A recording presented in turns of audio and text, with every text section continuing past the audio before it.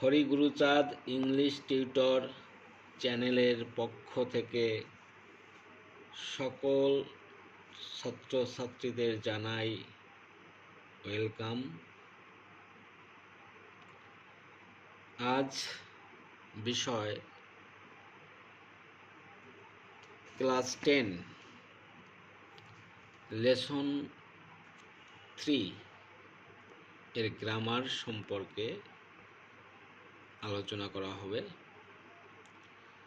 যেটা খুবই ইম্পর্ট্যান্ট এই পরীক্ষায় আসার জন্য।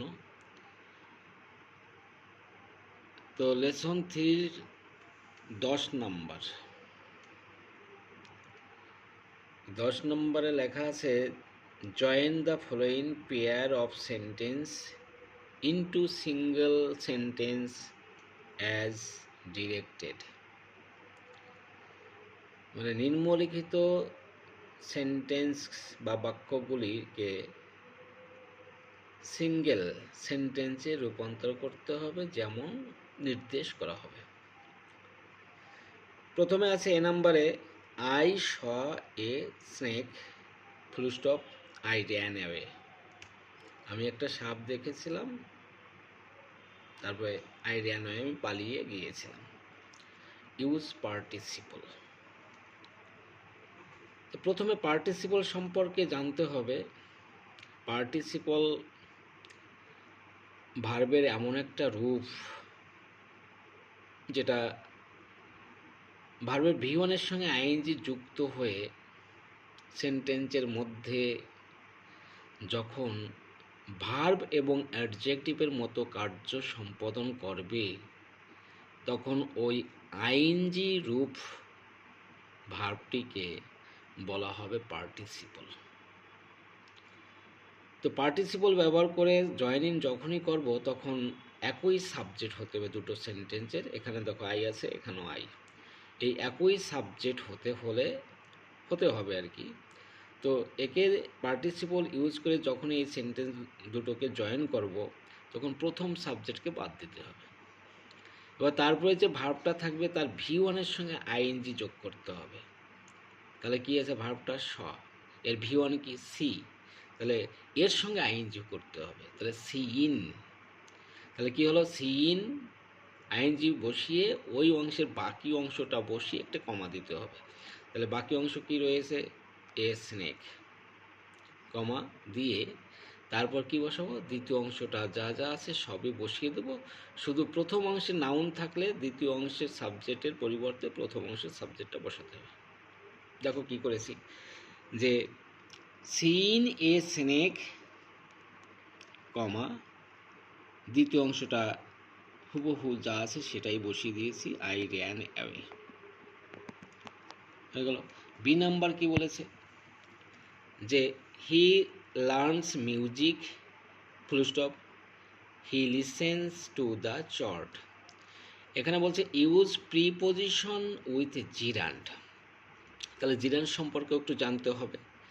জিরান্ডও ভার্বের একটা রূপ, যেটা V1 এর সঙ্গে আইএনজি যুক্ত হয়ে সেন্টেন্সের মধ্যে ভার্ব এবং নাউনের কাজ করবে। আর পার্টিসিপল কিন্তু ভার্ব এবং অ্যাডজেক্টিভের কাজ করে। জিরান কি করে, জিরান ভার্ব এবং নাউনের কাজ করবে। তো এই জিরান V1 আইএনজি যুক্ত ভার্বের আগে কি বসাতে বলছে, প্রিপোজিশন, উপযুক্ত প্রিপোজিশন বসিয়ে তবেই জয়েনিং করা যাবে। দেখো এখানে কি বলেছে, যে আমি বসিয়েছি লিসেন। লিসেন ভার্বটার V1 লিসেন, তার সঙ্গে আইএনজি যোগ করেছি, আইএনজি লিসেনিং এর আগে কি বসিয়েছি, অন। তাহলে on listening to the chart, মানে প্রথমে অন লিসেনিং বসালাম, তারপর ওই অংশের বাকি অংশটা টু দ্য চার্ট বসিয়ে একটি কমা দিলাম, কমা দিয়ে এবার বাকি দ্বিতীয় অংশে যা যা রয়েছে সেটাকেই বসিয়ে দেব। কি আছে, হি লার্নস মিউজিক, শেষে ফুল স্টপ দিতে হবে। সি নাম্বারে কি বলেছে, gold is a প্রিসাস metal full stop it is use to make ornaments. তাহলে গোল্ড হচ্ছে একটা মূল্যবান ধাতু, যেটা মানে it is use to make ornament, এটা অলংকার তৈরি করতে ব্যবহার করা হয়। এটাকে বলছে ইউজ নাউন ইন অ্যাপোজিশন। তাহলে নাউন ইন অ্যাপোজিশন সম্পর্কে একটু জানতে হবে। নাউন ইন অ্যাপোজিশন মানে নাউনের গুণাগুণ প্রকাশ করবে। তাহলে যে নাউনের গুণাগুণ প্রকাশ করবে সেই নাউনটাকে বসিয়ে বি ভার্বের পরিপূরক হিসেবে একটি কমা দিতে হবে। এখানে লেখা হবে নাউনেরটা কি বসিয়েছি, গোল্ড। এখানে বি ভার্বটা কি আছে, বি ভার্বটা আছে এখানে ইজ, এর পরিপূরক হিসেবে এখানে একটা কমা দিয়েছি।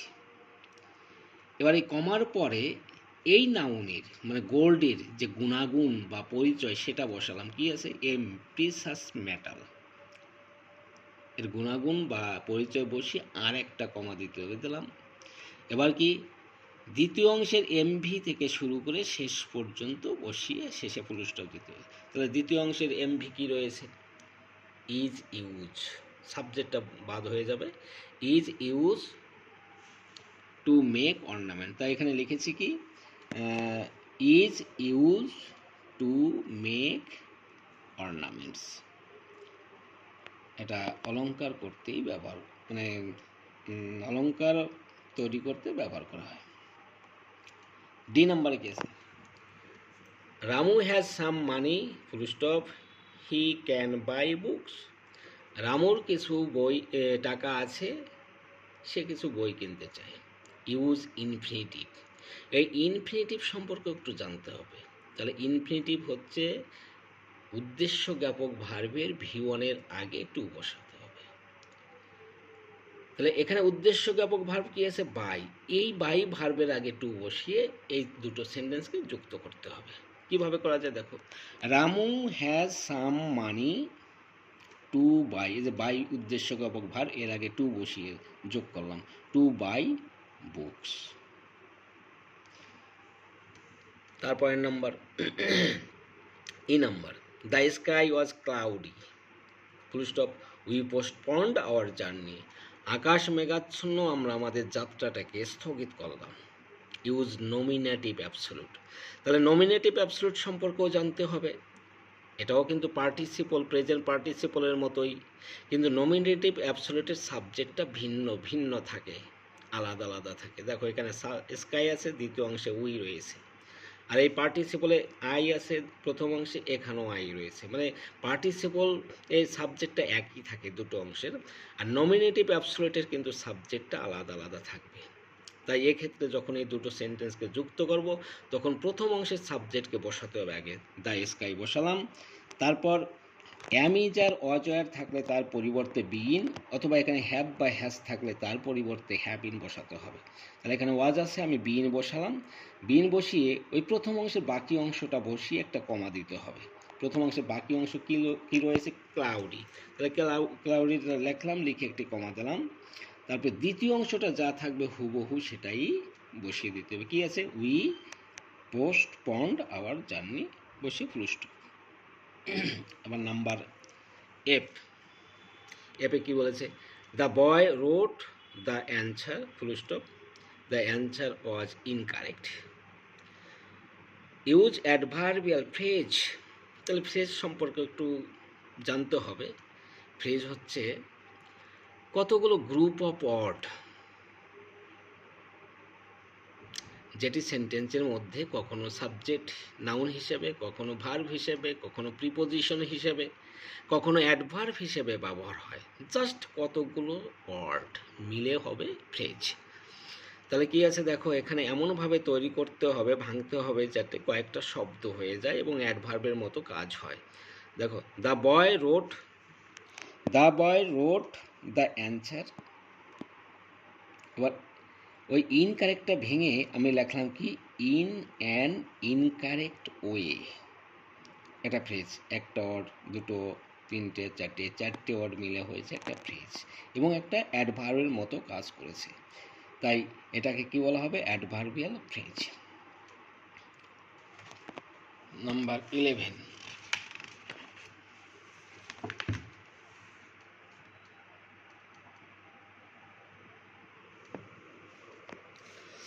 11-এ কি বলেছে, join the following pair of sentence into single compound sentence. দেখো প্রথমটা কি বলেছে, the old man is unwell, he can not go out, use illative conjunction. তার ইলেটিভ কনজাংশন সম্পর্কে আগে আমাকে জানতে হবে। কি ইলেটিভ কনজাংশনের লিঙ্কারগুলো কি? এর লিঙ্কারগুলো হলো therefore, for, so, as.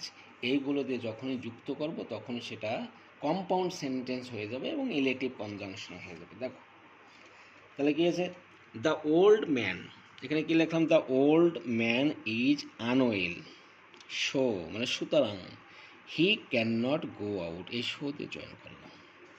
B নাম্বারে কি রয়েছে, he is honest, he is humble, use cumulative conjunction. তাহলে কামুলেটিভ কনজাংশন প্রথমে জানতে হবে লিঙ্কারগুলো কি কি। দেখো প্রথমে রয়েছে কামুলেটিভ কনজাংশন, এগুলি হলো বোথ ডট অ্যান্ড, শুধুমাত্র অ্যান্ড হয়, নট অনলি বাট অলসো, আর একটা অ্যাজ ওয়েল অ্যাজও হয়। তাহলে এই লিঙ্কার দিয়ে যুক্ত করলে সেটা কম্পাউন্ড হয়ে যাবে, সঙ্গে সঙ্গে কামুলেটিভ কনজাংশন হয়ে যাবে। দেখো তাহলে he is not only humble but also honest, আমি নট অনলি বাট অলসো দিয়ে যুক্ত করলাম, সে শুধুমাত্র নম্রই নয়, সতও। Next number C, Sonali can not write poetry, full stop, she keeps on trying. এখানে বলছে অ্যাডভার্সেটিভ কনজাংশন। তাহলে অ্যাডভার্সেটিভ কনজাংশনের লিঙ্কারগুলো কী কী আমাকে জানতে হবে।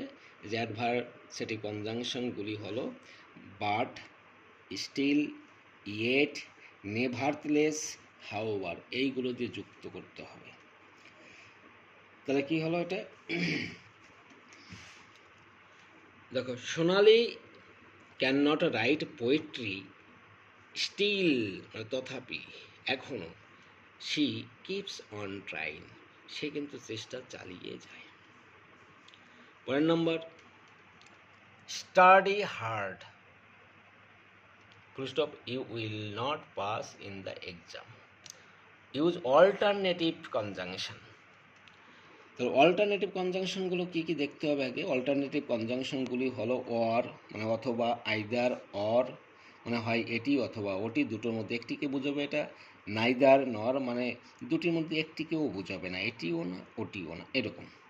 তাহলে দেখো এখানে বলছে study hard, full stop, you will not pass in the exam, আমি ওয়ার্ড দিয়ে করতে পারি।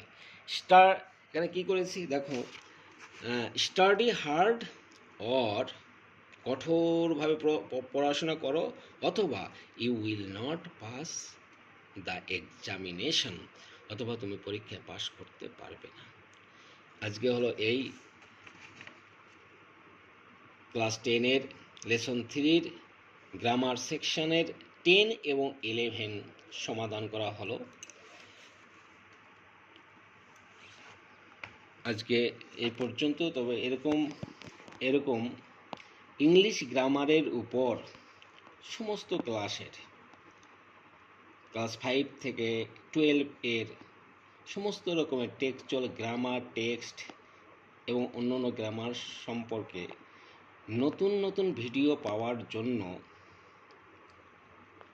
আমার এই হরিগুরুচাঁদ ইংলিশ টিউটর চ্যানেলটিকে kindly subscribe, like, comment, share করে দেবে। Thank you.